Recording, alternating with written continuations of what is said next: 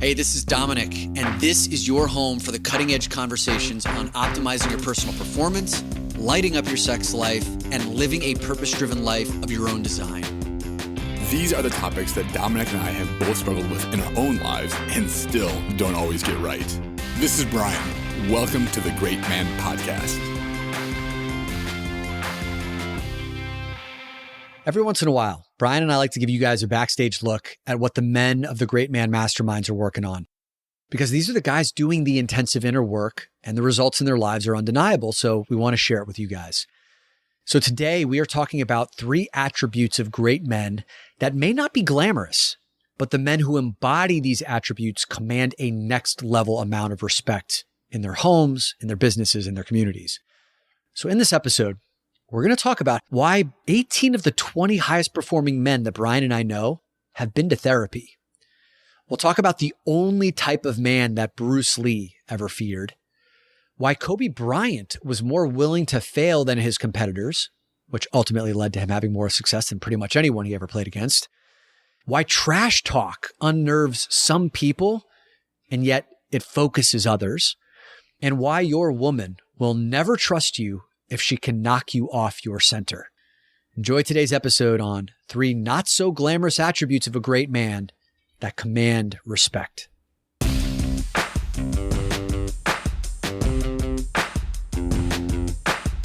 So I was on the phone this morning with our boy, Brad Barrett of the Choose FI platform and also one of the original members of Mastermind 1.0. And we were reminiscing on the immersion that we just had in Austin, Texas a few weeks ago. You may remember this one, Bri, where, 8 of us came home with COVID. And I do remember that one. Yeah, we had a great super spreader event. We certainly did. But also you might remember that over the course of that weekend, we ended up playing a lot of games against each other. And you, me, and Paul Gardner were on a basketball team that competed against the 3 other basketball teams. And I don't know if this probably isn't hyperbole. We pretty much wiped the floor. Did we or did we not dominate? Yeah, as long as we don't talk about any of the other games we played, then fantastic, because we crushed basketball, yes.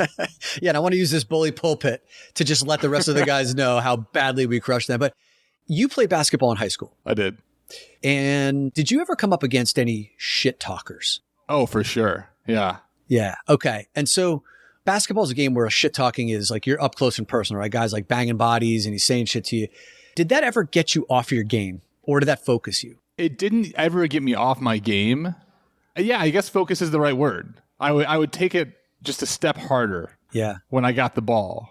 I wish I had the stats on this. Like I imagine one day if I die, I go to heaven, there's like a data god up there and he can give me all the stats for my life. And I'd be like, okay, like tell me in my high school basketball career how many offensive fouls I had when shit talking was happening. Right. I think that ratio would be an interesting ratio. So yes, I would say it focused me. Okay. When I was younger, when I would come up against shit talkers, it rattled me. On the surface, I tried to appear confident, but inside, it definitely got in my head and I got super agitated and I wanted to prove I could beat that person and it would always cause me to slip. And I fucking hated that about my game. Like I wanted to be one of those assassins, right? Like you see on the court, like a Jordan or, Steph Curry, that you can't say anything to him. It's lethal. You're signing your own death warrant, right? They're going to slice you up. A big part of my inner work has been focused on finding that really rooted, grounded place where you can't move me, right? So you and Keith were huge proponents of the virtual reality headset, the Oculus Rift, right? You guys were talking about it. We went to Toronto a few months ago and Keith gifted me one of these things and it has been my favorite toy, right? I've loved this thing. I play with it every day and I play ping pong, or as the rest of the world would call it, table tennis. And I play competitively against these guys around the world who are incredible. Are you good? You're good now, huh? I'm above average good, right? Okay. So here's the thing. My defensive game is strong. I don't have I don't have anything that is going to intimidate anyone with a serve. I don't have a hard front hand or a backhand, but I'm really good at defense and I confuse a lot of people and I get them agitated. They make a lot of unforced errors, right? So you mostly play this game on mute. You're playing other people and you're not talking. Every once in a while, there'll be a guy who's off mute and he's usually a real dick, right? He's talking shit. So you get rankings based on like how well you play. And I ended up playing against a guy who was the highest ranked I'd ever come up against. And I had no business playing against this guy. Like, he should wipe the floor with me, and he's off mute. And the first time he serves to me, like, it's a fucking smash, and I can barely return it. And he goes, "Nice return, bitch." This is how it starts, right? And then like he wins the next point, and he's like, "You're trash. You're trash." But then I stabilize, and I start like returning his shots, and he hits these balls harder than anyone I've seen before, but my defensive game like can keep up with him. He beats me in this first game. I pause the game. I go to the button that unmutes me, and he goes, "Oh, you got something to say to me, motherfucker? What do you got to say to me, motherfucker?" And I was just like, "Hey, dude, I just want to know how you got so good at this game of ping pong, because you're fucking awesome. And I just want to know your secrets." And he starts sputtering a little bit. He goes, "Well, you know, just a little bit of this and that." He goes, "Thanks for sucking my dick." You know? And then and so I'm like, "No, man, I'm not sucking your dick. I'm just appreciating a really good game. Like, I just want to know how you did. Anyway, let's play." So he's so rattled the second game, Bri. I beat him. I beat him in the second game, and he's like, "What the fuck?" So you play a best of 3. And in this third game, he's like, "Well, I'm just going to beat you 11-0 now." Serves it to me. I smash it back. I win the first point. I'm like, "Make that 11-1, you know? And that game, I went toe to toe with him. It went into like overtime. He beat me 13-11. And what was really interesting was he's like, "Hey man, do you want to play again?" All of his shit talking stopped. He wasn't nice. Like he certainly never got nice, but like all of the shit talking and calling me a bitch and "you're trash," it just completely went away. And I ended up giving him like some really good matches. He ended up respecting me by the time it was done. And I felt really, really grounded and rooted. And that was like probably my favorite ping pong game I played in 3 months. Oh my God, I have so many questions. This is amazing. First of all, the response of, what did he say? What was his response? He's like, "Nice shot." Suck my dick? Oh yeah. He's like, "Thanks for sucking my," no, he goes, I said, "You have a really good game." He's like, "Well, thanks for sucking my dick." That's amazing. It's like 8th grade, like, "Your mom." Yeah. One, like visualizing you in your family room. I assume that's where you're playing. Yeah. Just getting after it is very funny for me. And I think I'm curious, like, what was going through did you want to start shit talking? Like, what was going through your mind, especially game 3? My initial instinct was I wanted to start shit talking, but then I realized like that didn't work for me in the past. And I just kind of like took a breath. I settled, and I was like, I'm going to play a little bit of Aikido here, right? That martial art where you take someone else's energy and strength and then like use it against them. And I did that, and it kind of deflated him a little bit. He was definitely a little bit off, because that second game, he had a lot of unforced errors when I beat him. And when he focused again in game 3, he came out stronger and he ended up beating me. But it felt for me, I was like, oh, I can use this now. And now when I play against these other shit talkers, I do the same thing, and it rattles them, and it feels really empowering. So you've really improved your game then in terms of not getting rattled and settling in. And it's so amazing, Dom, like what happens when we're not triggered.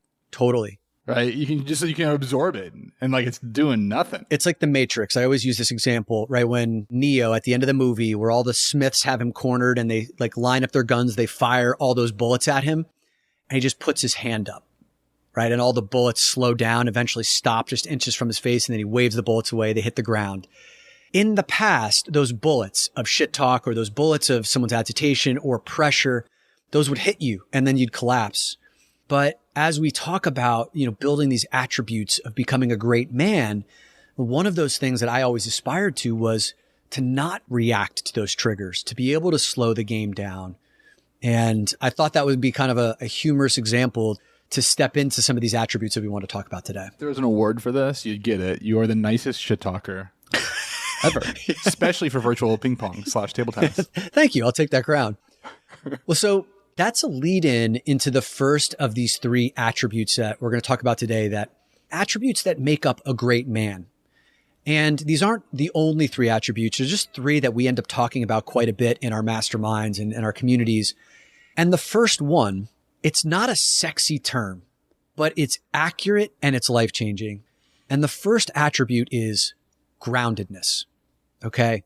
And that's the behavior that I was looking at demonstrating when this guy was bringing his shit talk And I started to feel that energy come up. I could feel, the palpitations and all that, the titillation. And I could feel that wanting to take over, like the shook up bottle of Coca-Cola energy, but grounding back into my body, feeling my feet on the floor, realizing I wasn't going to get swept up in his game. And then instead using my own power to diffuse him was something that felt really empowering. I've got a story here that I want to share from David Data's book, The Way of the Superior Man, about how this kind of comes up, like how men get tested by their women in relationship. So this is a story from chapter 30 of The Way of the Superior Man by David Data. And the title of that chapter is What She Wants is Not What She Says. Okay. And this is in the form of how sometimes women test us to see what we're made of. This is a true story. A somewhat quiet and sensitive man was learning sexual yoga. And in this yoga, it is important to learn to bypass ejaculation. And we talk about this sometimes, right? So you're having sex and instead of ejaculating, those two things are different. Orgasming, men can have orgasms without ejaculating and circulate that orgasm through their body, but that takes sexual yoga to practice. Some may have heard that as like extreme edging. Right. I've never been able to achieve that state. I've tried. I haven't been able to get there, but this man in the story was practicing that sexual yoga to keep the energy in and not ejaculate when he had sex with his partner. So one day, this man and his wife were driving in their car and passing by a park. They spontaneously decided to stop the car, run into the woods, and make wild love on the grass beneath the trees. Neither of them had ever made love outside before, but here they were clawing at each other, growling, shrieking, passionately aggressive with one another, and it was a real breakthrough for them. Suddenly, the man realized that he would ejaculate unless they slowed down for a few seconds. Stop moving for a bit, he told his wife. If we keep going like this, I'm going to come. But the woman kept moving even more vigorously. I want you to come inside of me, she begged. I want you to fill me with your seed. The man had a split second to decide which way he was going to go. And he decided to let go and give his woman her wish. He ejaculated inside of her and he relaxed. But when he looked at his wife's face, she was upset. What's wrong? He asked her. You came, she answered. But you said you wanted me to fill you with my seed, didn't you? Yes, but I said that in order to feel that you were strong enough not to. And what David Data says here is sometimes a woman will make a request of her man in plain English, not to get him to do something, but to see if he is so weak that he will actually do it. In other words, she is testing his capacity to do what is right, not what she is asking for. The way that I take that, man, is this man said that he was committed to a practice, right, of sexual yoga, of keeping that energy in. And his woman knew about that.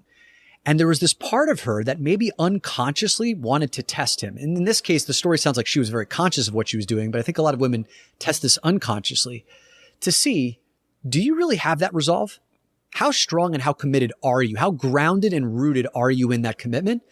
But if I just bat my eyelashes a little bit, can I make you collapse? Is it that easy for you to get off your game? I know that you have some personal stories, about this as well, but I'm just curious, how is this landing for you, this particular example?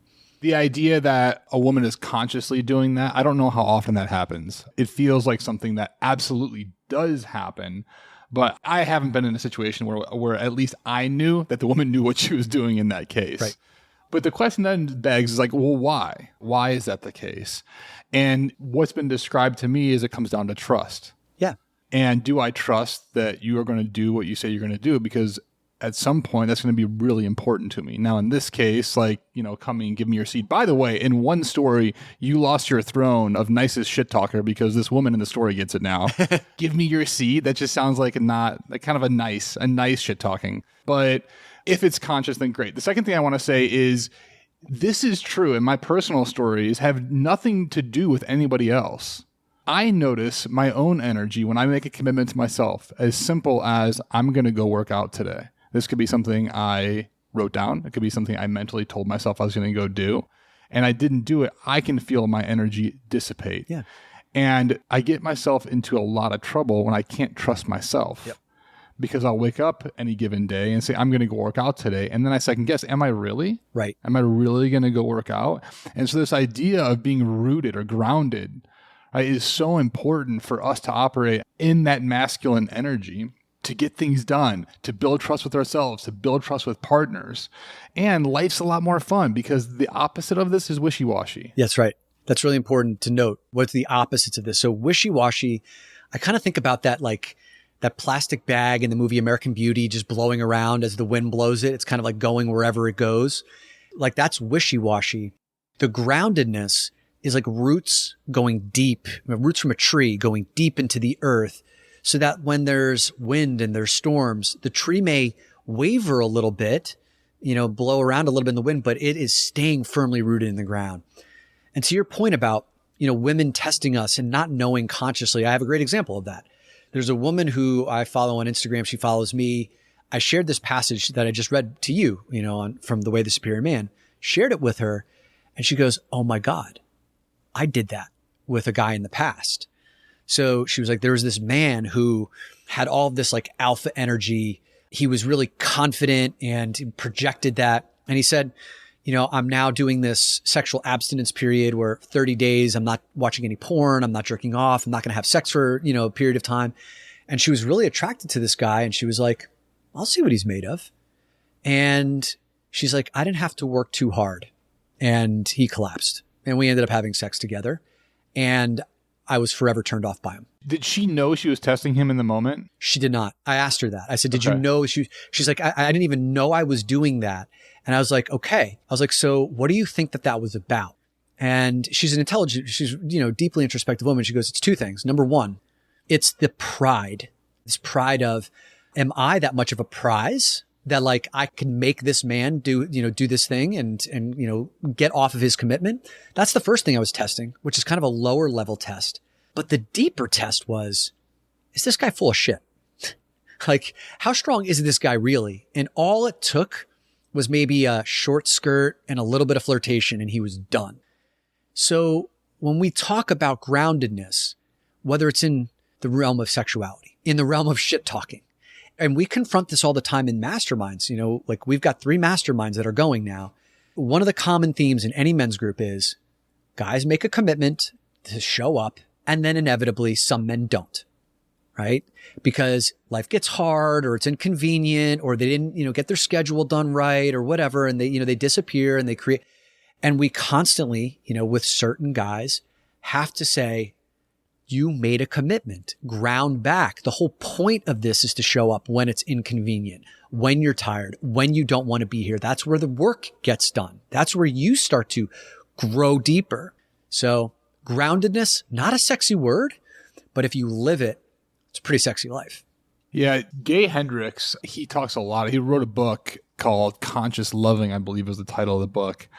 And since we're talking about relationally, kind of committing relationally here, he says there's only 2 choices in a relationship. Either you're committing to doing what you say you're going to do and hold each other accountable for that. Yep. And in that way, we're leveling each other up. Now, I think we've all seen the couple that gets married and then all of a sudden they gain a bunch of weight. Yeah. Right? Yeah. Now, what's typically happening, not understanding what commitments they've made to each other, but what's typically happening is the opposite of what Gay Hendricks, the other option, which is a commitment to letting each other slide. Oh, wow. And just, it's like, well, if you can do that and get away with it, then I can do this and get away with it. And then you can do that and I can do this. And the entire relationship becomes wishy-washy. Again, the opposite of that is grounded. The also another opposite is not polarized anymore. Yeah. And that's where like sexual charge and spark come from. So when I let you do your thing and then you let me do my thing and we're not holding each other accountable anymore, then we're just dissipating everything. And that's just kind of this like gross existence. So being grounded in what we're committing to, knowing when we've overcommitted and stating that adds that polarity and sexual charge. Yeah. I love that, man. Like you're either committing to each other, maintaining that high standard, or you're committing to letting each other slide. So, all right, that first attribute is groundedness, and it's a powerful one.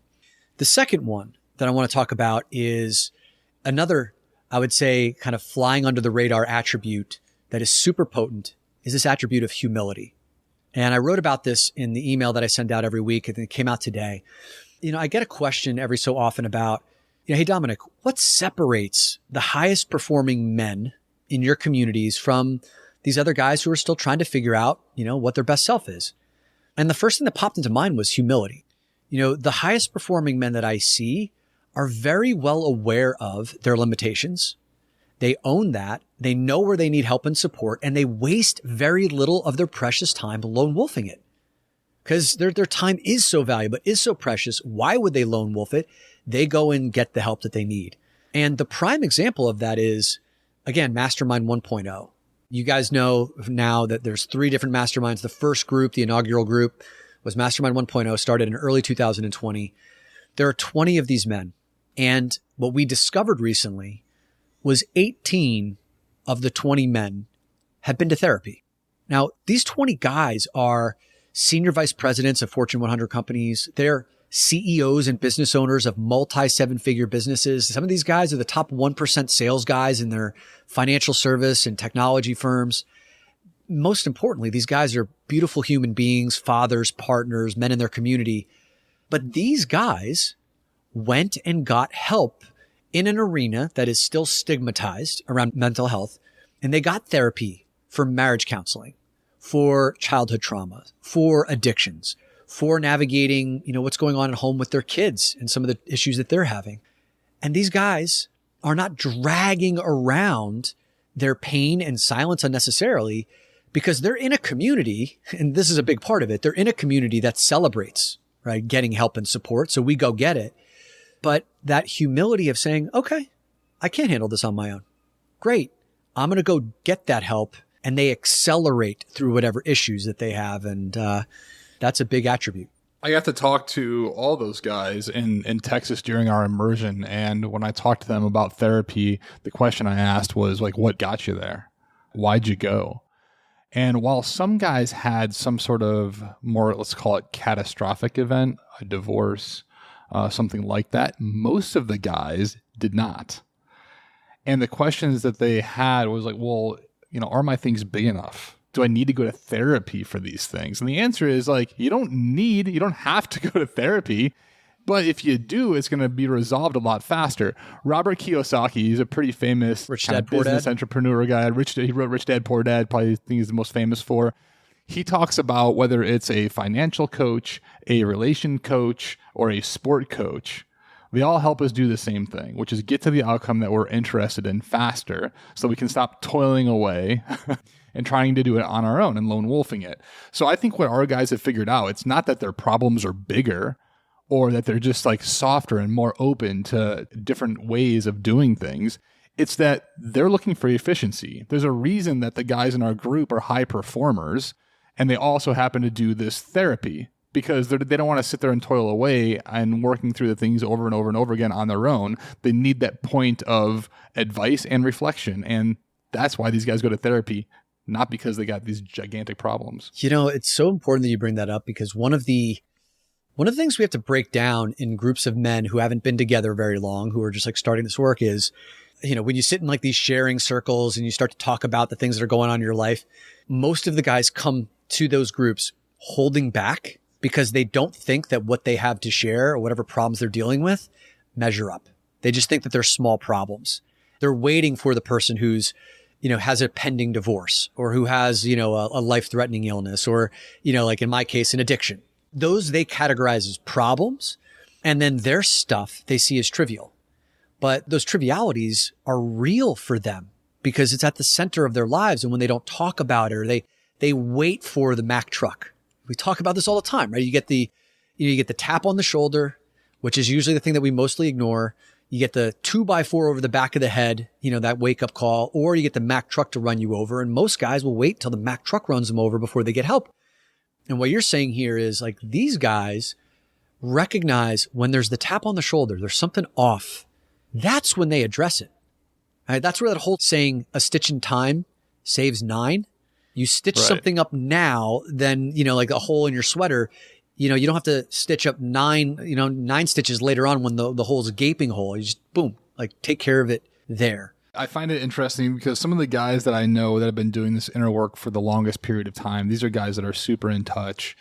The things that they notice that are off are things that would just blow right by me. doesn't even affect me. The easiest and simple example I can give for this is one of our buddies, Mark.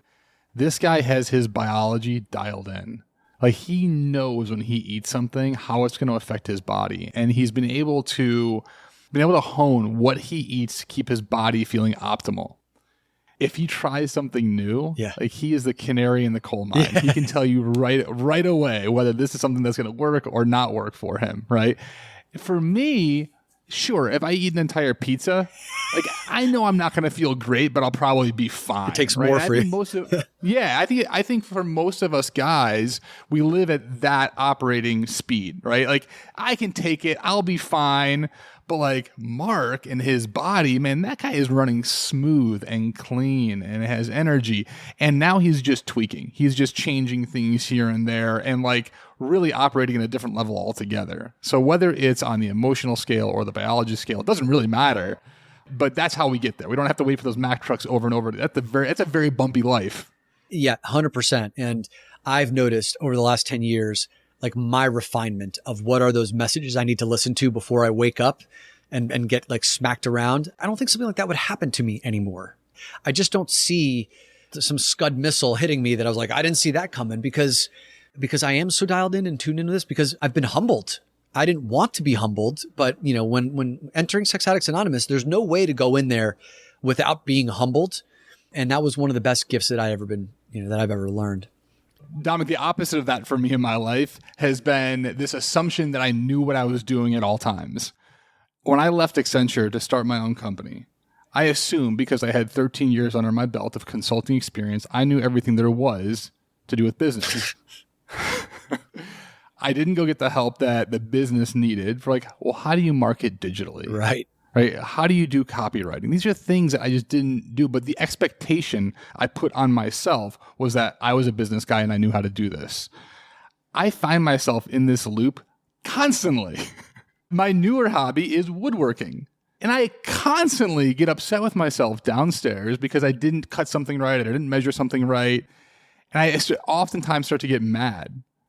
I'm like, why? And like, why am I getting upset about this? Like, I am new to this. Mm-hmm.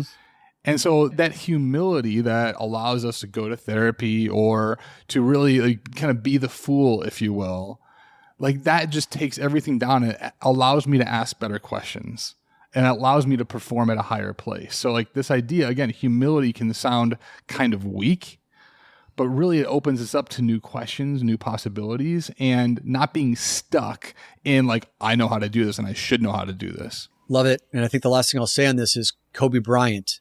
One of the things that made him super successful, and I read his book, The Mamba Mentality, when he came into the league, he couldn't absorb enough information from all of the greats. He would just go and hang around whoever like the top dogs were.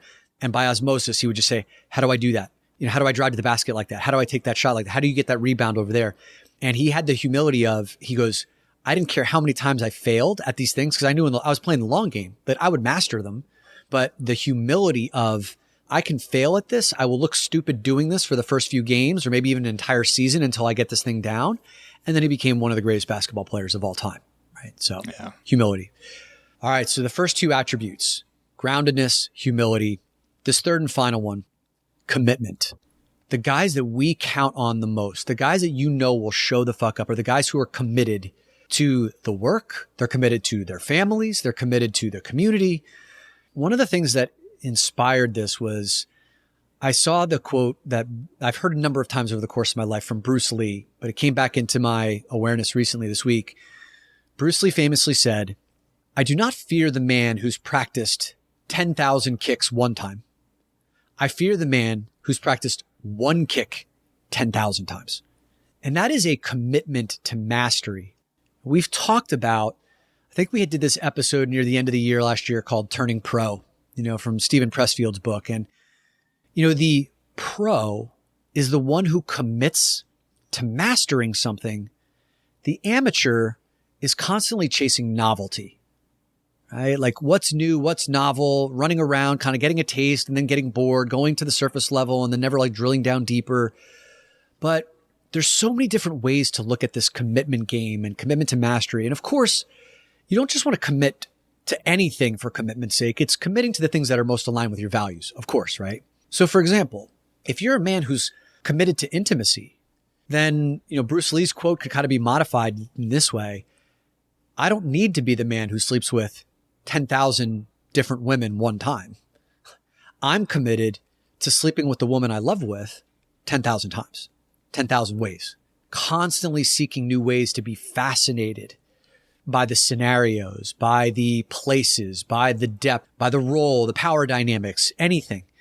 And when that level of commitment starts to show up in those areas of your life that matter, intimacy, business, physical well-being, that's where you start to see greatness in men emerge.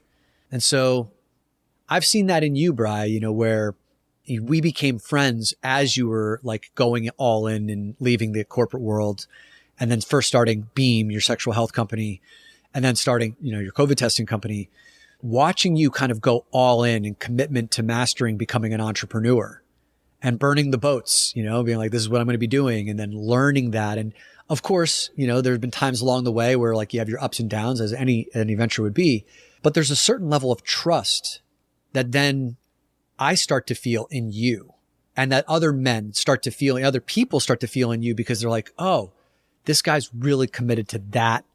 And by the way, your inner work, being in a men's group for 4 years and then also running this podcast and then helping run the masterminds, you've shown a depth of commitment. You fucking show up, and I can count on you. The rest of the guys can count on you. And so you're seen as a cut above, the cut above the other guys who haven't shown up in that particular way. So I'm curious what's coming up for you as you hear this word commitment. This is an area at your very first retreat that you ran back in 2017.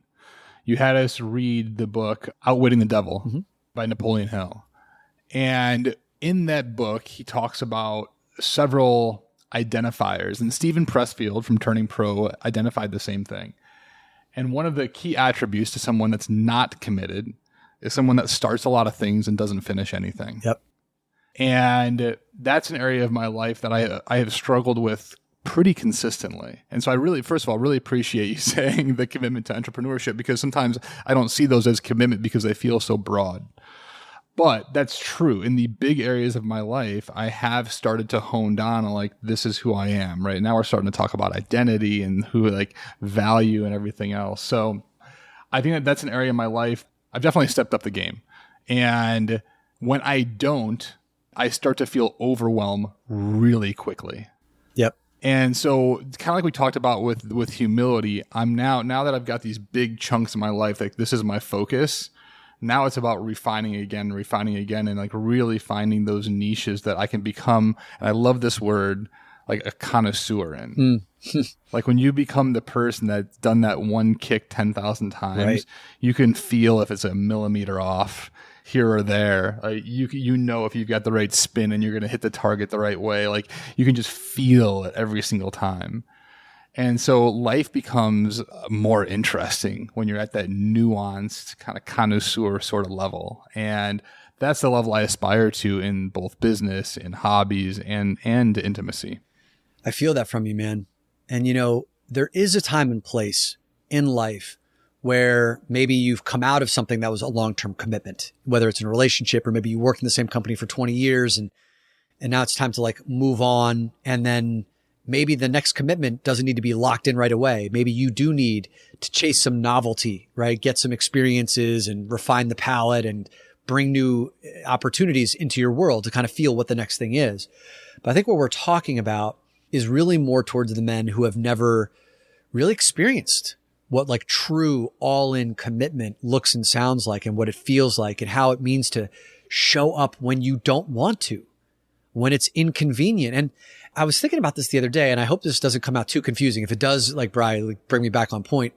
But for the guys who have like started a lot of things and not finished those things, right? We talk about from Drift in Napoleon Hill's book. Sometimes when you commit to something, it's less about that thing that you're committing to, whether it's like a workout routine, maybe like our push-up challenge, or, reading, 5 books in 5 months. It's not about that so much as proving to yourself that you can actually follow through on a commitment. And what I mean by that is you may find, say you have an arbitrary goal of, I'm going to read 5 books over the next 5 months. You may find by, month number 3 that you just don't like reading books. But this will be the 1,000th thing that you've given up on, like in your life. Then it's no longer about reading the books. It's about, can I just fucking finish what I started? It's like committing to the commitment.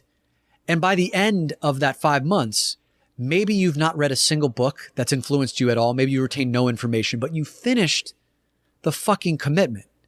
And then that's the thing that you can say, oh, I can do that now. That is a skill, an attribute that you can take in the rest of your life for the things that truly matter. We often talk about energy on this podcast, right? What are the things that give us energy? Are we eating the right things? Are we going to sleep? Do we have the right routines? Do we have, for me, the absolute number one thing that gives me energy is when I make a commitment and I keep it. Yeah. And I have clarity around what that is. Yep. Period.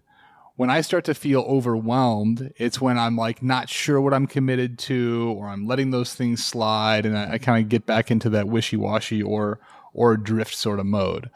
And so this idea around commitment is an absolutely huge one.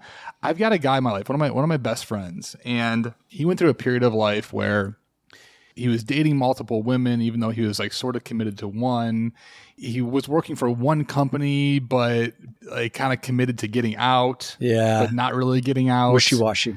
And he was all over the place. And I got to tell you, this guy over the past 7-8 years has committed to a woman and a family, and is like one of the, like, just an amazing, and a dad I aspire to be one day. Nice. Love that. He is running his own business now, and they're about to sell it, and he did it his way. And he has just been the master since he went from that wishy-washy place of commitment. This is what I'm doing. And and I'll take advice from people, but I know what I'm doing. Yes. So yeah, man, this is such a big one. Yeah. And I'll just give you that Bruce Lee quote again. It's not the man who's practiced, 10,000 kicks one time that he fears. It's the man who's practiced one kick 10,000 times. So, to put a bow on the conversation, these 3 attributes of a great man, and none of these words are particularly sexy, but that's part of why these words make such a big deal, are so rare. The attributes of groundedness, of humility, and of commitment, right? None of these things are electrifying. You're not going to see them on billboards, but when men actually embody these traits, they rise a cut above. Hey, Bryan and I wanted to thank you for the ratings and reviews that you leave us. We read every single one of them, and they're so helpful in helping us to understand what resonates with you and helps us determine which topics that we use in the future. So if you found this episode to be of particular value to you, will you please leave us a rating on Apple Podcasts so that we know that this is the kind of topic you want to hear more about? And it also helps other prospective listeners to figure out where they can dive in first. Thank you.